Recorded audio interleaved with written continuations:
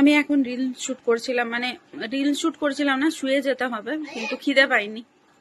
তো লিপসে আমি কিছু লাগাইনি, কারণ এমনিতে ইনস্টাতে প্রচুর ফিল্টার থাকে, তো লিপসে লাগালে না প্রচুর হাইলাইট হয়ে যায়। তো আমি কিচ্ছু লাগাইনি, তো ভাবলাম একটা এখানে লিপ অ্যান্ড চিক টিন রয়েছে, ওটা লাগাই। এ দেখো কিনেছি, পুরো নতুন আছে, দেখাচ্ছি দাঁড়াও।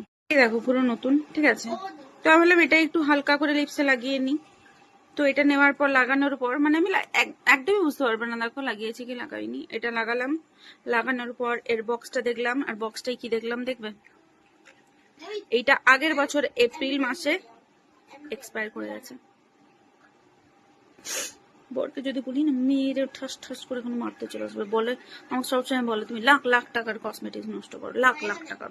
এটা ওর মুখস্থ হয়ে গেছে, না করলেও এখন, আগে করতাম, সত্যিই করতাম, এখন না করলেও বলে হ্যাঁ তুমি লাখ লাখ টাকার কসমেটিক নষ্ট করো। এই দেখো দেখো, এক্সপায়ার হয়ে গেছে আগের বছর 2024 এপ্রিল, মানে অলমোস্ট 1 বছর আগে। এটা আমি এখন ইউজ করছি। তোমরা এরকম করো কেউ? চোখে তো করা উচিত না, লিপসে করা উচিত।